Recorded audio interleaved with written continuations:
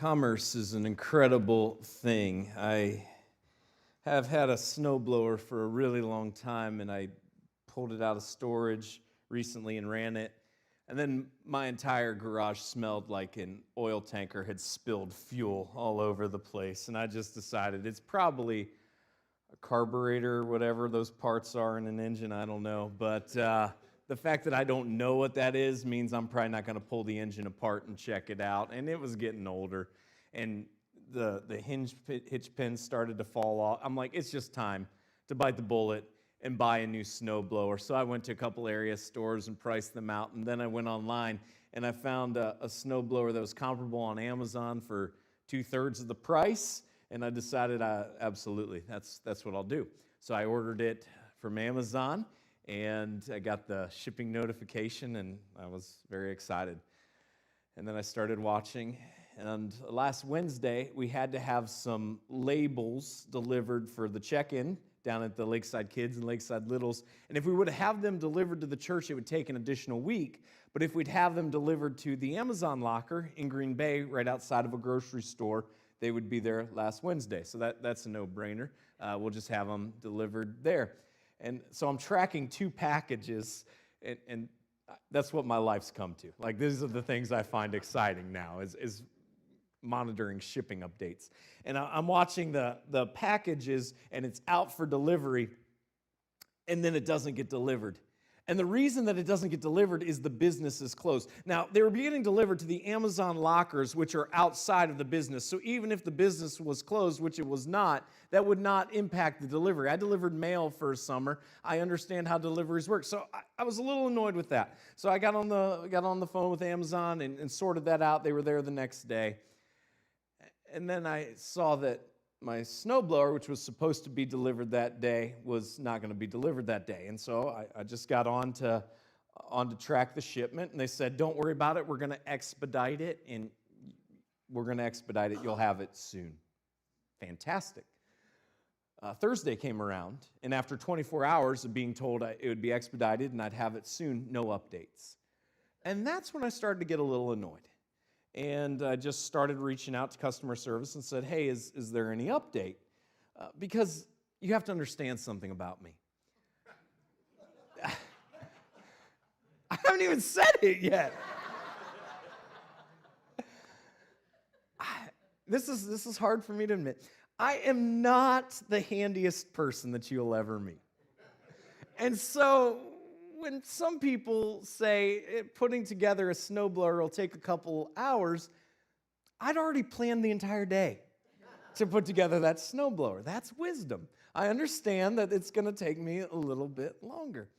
So I had my whole day planned, and I just need to know when the snowblower was going to get there, and customer service wouldn't give me any information. And so I escalated that to Amazon. And then I was on the phone with Amazon when we talked to the shipping company, and they hung up not on me, but on Amazon twice. Twice hung up on Amazon. I didn't even have to get Amazon fired up. They were fired up for me, which is a beautiful thing. It's a beautiful thing. I thought maybe I'm going to have to do some motivation. Nope, I didn't have to do motivation. Century, wherever you are, God bless you. Thank you very much. She was motivated enough for both of us. And I was just kicking back and listening to it. It was fun. And then my snowblower was lost.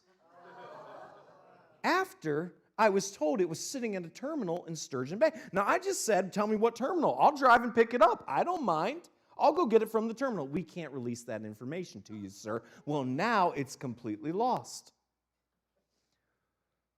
So I let a couple days go by, and my blood pressure come back down to reasonable levels. And on Monday, I went to Home Depot online, and I found the same snowblower for $50 more. And I ordered it. And wouldn't you know, by Tuesday at 8:30 in the morning, that snowblower was delivered to my house in my driveway. And I'm like, thank God for Home Depot. This is incredible. This is incredible. What took over 2 weeks and was absolutely lost. And I was really happy Tuesday. And I didn't think about it again. And this one even came assembled. Well, worth the $50. Even came assembled. Didn't think about anything of it. Thursday morning, I'm leaving for work, and I open up the garage door, and there's a snowblower in a box on a pallet that I've already been refunded for, sitting in my driveway. And I call Amazon. And the recording says, hey, we can't do anything about this return because it's been outside of the 30-day window, which number one is not true. And number two, they've already refunded me my money. And so now I'm having this existential crisis of conscience of, do I push through their system and say, no, really, you need to look at this even though they've told me there's nothing they can do? Or do I just sell this thing on the black market? I decided to give it one more try. So I talked to a representative, and they said, thanks for letting us know. We'll line up somebody to come pick it up from you. Well, then they send me a window that doesn't work for my schedule, and I've already got my money back, so that schedule's not going to work. And I call them back and say, hey, that window that you've given me isn't going to work. I already have things scheduled for that time. We need to reschedule that window. And they say, we'll be in touch with you. And I have not heard a word from them ever since. Now, you might wonder, are we just therapy for you, Brian? Why are you sharing all of this with us? And that's because today what we're going to talk about is we're going to talk about planning.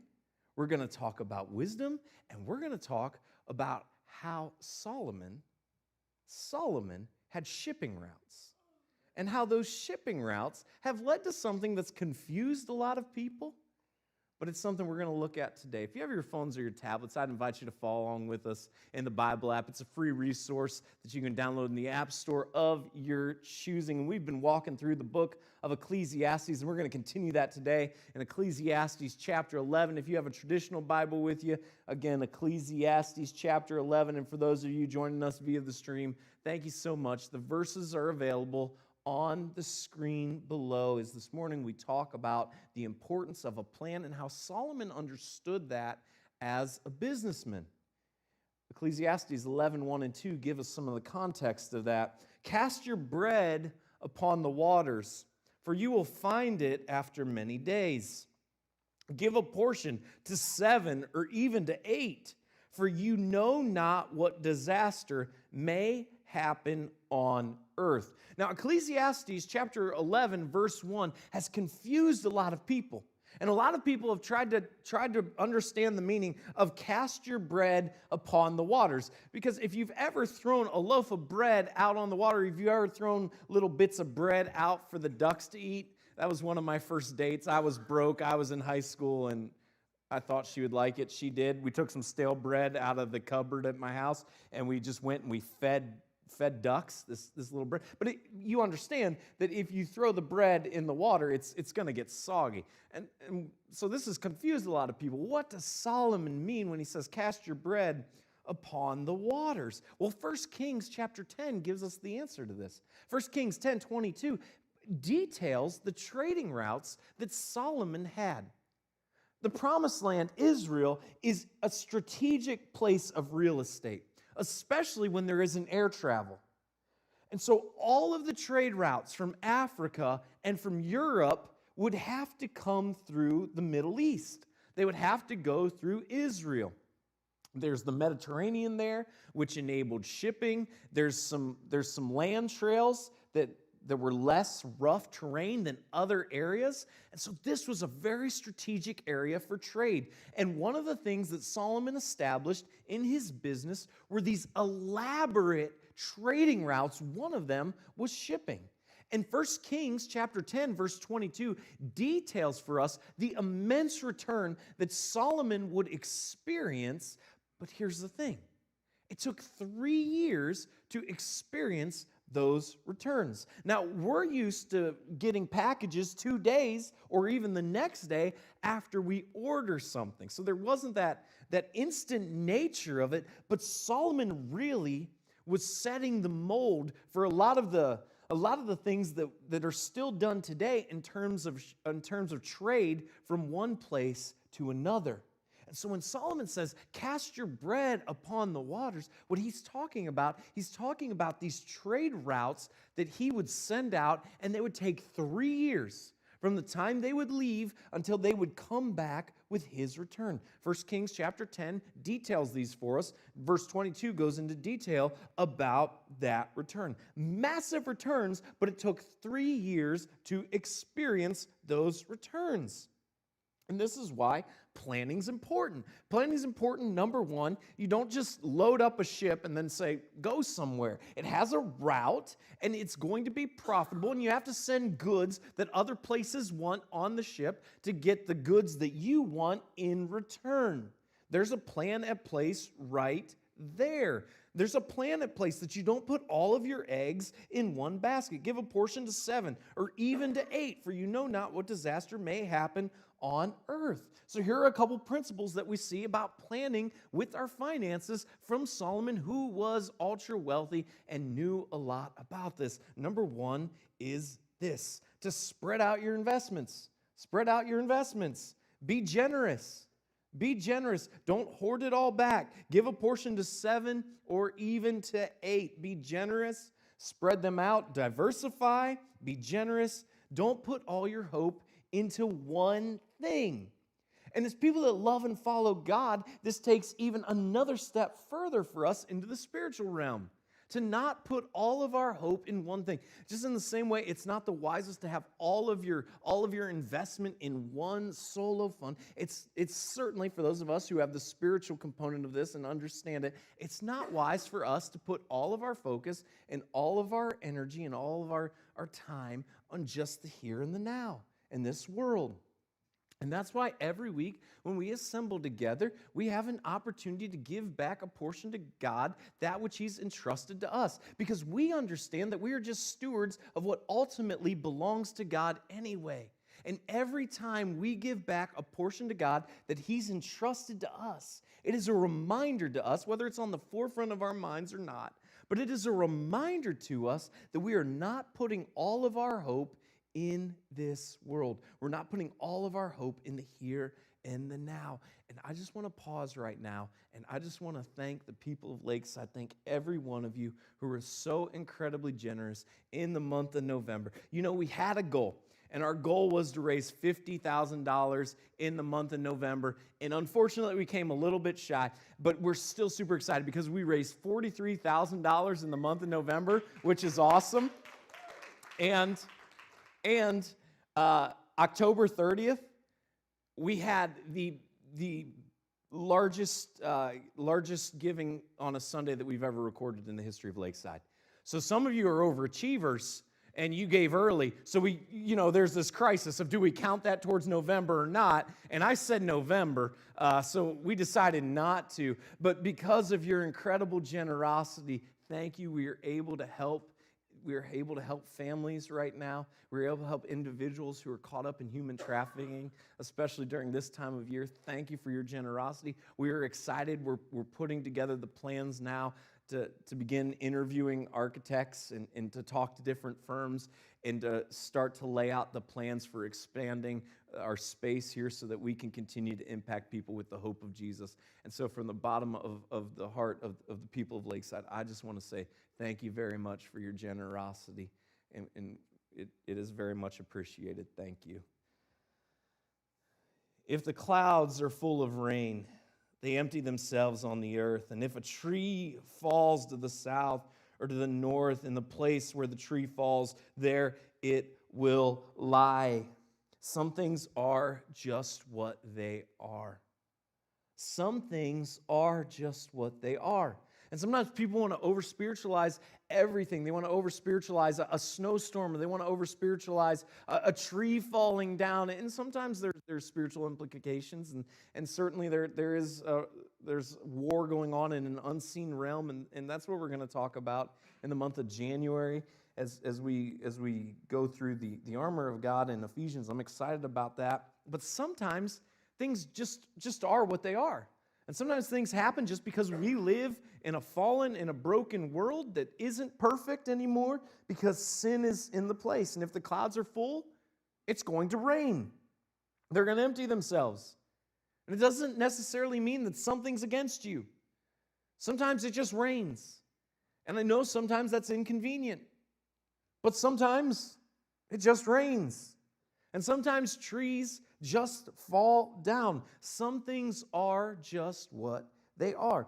He who observes the wind will not sow, and he who regards the clouds will not reap. This is analysis paralysis. Sometimes we can get so caught up in situations. Sometimes we can get so caught up in events that we overanalyze everything. And we sit there and we pick it apart. And have you ever done this? I have a million times. Have you ever the night before a meeting gone through the dialogue? Not that you're going to say. You know what you're going to say. But have you ever tried to figure out the response that you're going to have to the response that somebody else has? So you're not only thinking what you're going to say, but now you've gotten to the point where you're projecting on somebody else the response that they have to have based on what you've said, and then how you're going to respond if they respond this way or that way. I mean, you drive yourself absolutely crazy. You can find yourself here in analysis paralysis, where you take all the information and you just continue to go through it in your mind. And sometimes you just have to make a choice. Sometimes you just have to make a decision. Now, make no mistake, I would encourage you, if something's heavy on your heart, pray about it. Absolutely, start there. Pray about it. And then pray about it again. And think through things. And think through what could happen. But at some point in life, you're going to have to make a choice. You're going to have to make a decision. And so often, we can just get bogged down with analysis paralysis because we just sit there and we just want to crunch all of the data, and then we miss our opportunity to actually do something, or we put it off and it just grows to become this giant point of frustration in our lives. Pray about it, think through the implications, and then act. As you do not know the way the Spirit comes to the bones in the womb of a woman with child, so you do not know the work of God who makes everything. God is supreme. God is supreme. And sometimes things just happen. And sometimes God is orchestrating them all together. And we don't necessarily see it. A couple weeks ago, I needed to be somewhere. And I had Brooke and the boys with me. We were driving along, and there was a situation going on that was taking my focus, and it was taking longer than I wanted it to take, and I had to be on a call, and I didn't want to be on the call, but I had to be on the call, and I put it off as long as I could, but there was a meeting I had to get to, and we had to leave because we were going to be late if we didn't leave. But when we drive to Lakeside, we lose phone reception in a couple spots, and this was a call I couldn't lose reception on, which sometimes is a great thing to lose reception. This was not one of those times, and so there is a way that I can come. It takes me a couple minutes longer, but I have phone reception for long. I know where the dead spots are everywhere between here and Sturgeon Bay. And so I'm like, all right, we're going to take the longer route. Well, then the call ended sooner than I thought it was going to, right after I'd made the decision to take the longer route. So I did a quick U-turn, and I then got caught at a red light, and I was just really annoyed. I was really frustrated because I was going to a really important meeting, and I was delayed, probably 30 seconds. But it's just at that time when you're delayed that 30 seconds, and I'm driving along, and I'm way more frustrated than I should be about being delayed. Way more frustrated. It just was one of those days where it just seemed like nothing is going right now. And it's just one of those moments where some people would just be like, God, could you not just throw me a bone? I mean, just one today. And by some people, I mean, that's exactly what I said. I was right there. I was frustrated. I'm like, God, I know you control everything. So could you, And I wasn't saying this super loud. I didn't want the bull, but I'm just talking to Brooke, and I'm like, could he not just orchestrate this a little bit better for us? Like, what is he doing, and where is he right now? Why isn't he orchestrating things? And as I said that, I look up, and I don't know what those of you who are hunting were doing this year, but you did not do a good job. Because there is one of the biggest deers I've ever seen running across the road right up in front of us. And I don't know if that's where I would have been 30 seconds from where I was. But I know it caught my attention. And it's only because of that giant deer that I then saw the 4 deer who were about to dart out right in front of us. And I slammed on our brakes. And they stopped and they ran the other way. And as I started to accelerate, all I heard was the quiet voice of my wife say, "I think God just orchestrated something."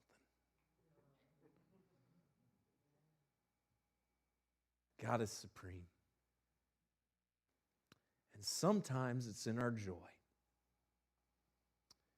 And sometimes it's through things that frustrate us. But He's at work. And I just want to encourage you, especially if you're at that place right now, where it's not just been a frustrating day, but it's been a month. It's been a year. Maybe if we're honest, it's been most of your life. You're like, God, could you not just throw me a bone? Could you not just do something? I just want to encourage you that the God who knit you together in your mother's womb, who knows you intimately, down to how many hairs you have on your head, or for some of you, how many hair you used to have on your head. God loves you no less today than the day He started knitting you together.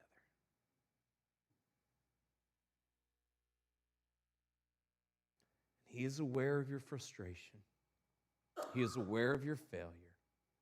He is aware of your success. He is aware of your joy. And we don't always know what He's up to. But I just want to ask, what makes you think He'd stop caring about you? In the morning, sow your seed, and at evening, withhold not your hand, for you do not know which will prosper, this or that, or whether both alike will be good. Don't put all your eggs in one basket. For some people, this is a side hustle. Don't put all your eggs in one basket. Work hard. Put your energy and your effort in. Work hard. This is why we talk about finding a job that brings you joy, finding something and doing something that you love. Don't put all your eggs in one basket. Work hard and recognize that work is a gift. It is not a curse. Work is a gift. Work existed before sin in God's original plan in the Garden of Eden. We were created, we were designed to do things. We were not created, we were not designed just to sit around all the time. So find things that energize you. Find things that you love to do. Work is a gift. Find the things that bring you passion. Find the things that bring you enjoyment. Light is sweet, and it is pleasant for the eyes to see the sun. Now, there's a physical principle here that we all are experiencing right now because the sun hasn't made many appearances lately, and it looks like midnight at 3:30 in the afternoon. And for some people, this affects them more than others. Seasonal affective disorder is a very real thing. And so there's a physical principle here that we all understand that light is sweet, and it's pleasant for the eyes to see the sun. And sometimes the sun has to disappear for a while for us to know this. But there's also even a greater principle here for us. And there's a spiritual principle. We are to walk in the light. What did Jesus say In John 8:12, I am the light of the world. Jesus is the light. Following Jesus, a life lived in pursuit of Jesus, is sweet and it's pleasant. It is pleasant when we pursue after God with our lives. What are we chasing after? What are we striving for? What gets our energy? What gets our effort? Are we running after God? Are we walking in the light? As Jesus said, I am the light of the world. Are we reflecting that light? Are we, as people that love and follow Jesus in this world, being a city on a hill, showing that light to all? Do we reflect the hope that we have in Him? Are we that light? Because it's pleasant for the eyes. So if a person lives many years, let him rejoice in them all. But let him remember that the days of darkness will be many. All that comes is vanity. Enjoy life. Enjoy life. But remember this: the best is yet to come. Enjoy life, but remember the best is yet to come. Again, I take you back to one of my favorite C.S. Lewis quotes. Should we leave with any regret? There are far better things that lie ahead than any we leave behind. Find joy in life, but recognize that this is a broken and a flawed world. And sometimes, because it's a broken and flawed world, things just happen because they happen. Sometimes it just rains. There isn't always a greater principle behind it. There's going to be disappointment. There's going to be dissatisfaction. Life is going to be hard sometimes. And by the way, this is one of the reasons that we gather together.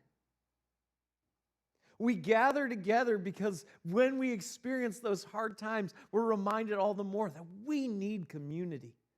Because it's how we were designed. We need one another. We need to be encouraged. We need other people to cheer us on. We need to pray for one another. Life is going to be hard sometimes, and this is one of the reasons that gathering together is so important, because it is a reminder that there is something that is bigger than our circumstances. There is something that is bigger than our problems that binds us together.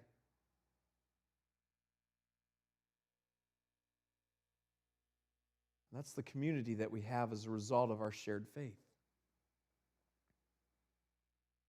We don't show up just to say hi, but that we find our people. And that we know I can ask them to pray for me. And they're not just going to say, I'm praying for you. They actually mean it. They might even pray for me right now when I tell them something that's going on, or when I ask them to pray for me. That they're going to ask me how things are. They're going to check in with me. When life gets hard, they're going to be there. This is why we gather. It's not the only reason, but it's one of the reasons. Because community matters, and this is what God has called us to be. Rejoice, O young man, in your youth, and let your heart cheer you in the days of your youth. Walk in the ways of your heart and the sight of your eyes, but know that for all these things God will bring you into judgment. Remove vexation from your heart and put away pain from your body, for youth and the dawn of life are vanity. So just follow your passions. Enjoy life, but live right. Do the right thing. You'll give an account before God one day. Remove vexation. Put away the pain from your body. But all this is vanity. And we talk about a plan. And we talk about finances having means. And we talk about community. And we talk about circumstances. And then we get to this. And as we close chapter 11, we see right here an invitation for us to enjoy life. But right on the heels of the principle that life is going to be difficult. And it's not going to be easy. And the theme of anxiety is introduced here.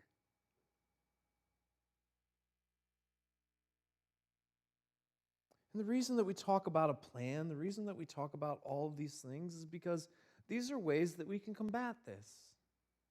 These are ways that we can combat anxiety, that if we have a plan, if we're responsible with our finances, if we understand that sometimes things just aren't going to go our way, if we remember that God knit us together, if we find community, these are all ways that we can combat those anxious thoughts that plague our minds.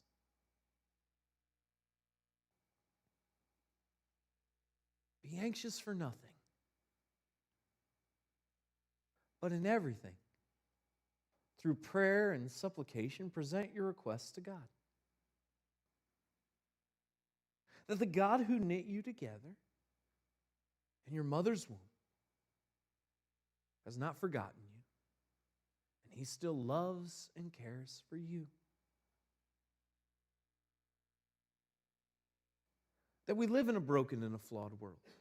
So things aren't always going to be right. But if we're wise in how we live, if we make plans, if we are wise with our finances, if we have a proper perspective, if we have community, these are all tools that we can use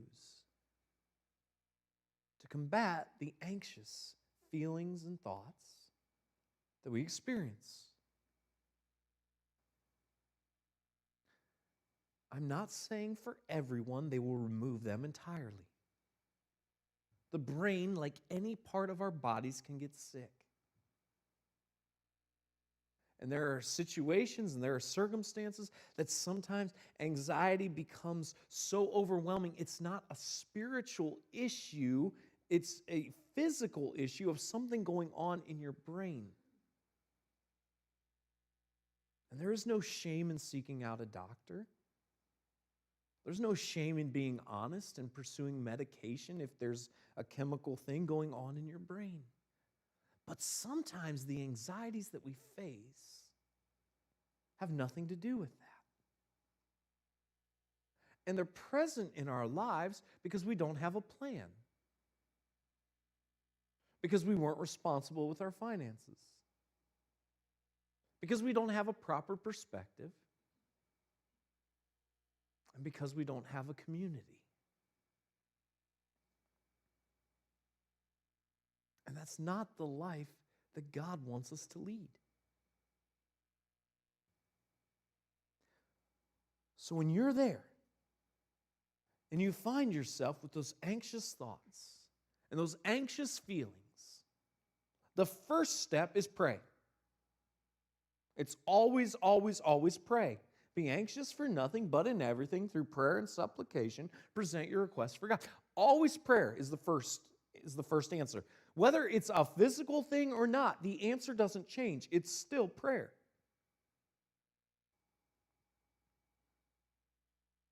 And then start the list. Have I made a plan? Have I been responsible? Do I have the proper perspective? And do I have the community? And if the answer to those things is no, then the solution to your anxiety very well may be discovered if you will put these wise principles in place. Let me be clear. Sometimes it's just something going on in our bodies that all these things can be in place and it won't matter. And that's the time to go see a doctor. That's the time to be honest and to pursue treatment. But sometimes we just need to make sure we're utilizing the tools that God has given us. That we have a plan. We're wise in how we live. We have a proper perspective. And we have a community that cares. And sometimes that is the solution to the things that worry us. God, I pray that we would be people who live a life where we don't worry on things that aren't ultimately important, where we position ourselves to be wise in how we live, that we are people who come up with a plan, we are people who are disciplined in how we live, in terms of our finances and in terms of the other choices that we make. I pray that we'll have the proper perspective in life.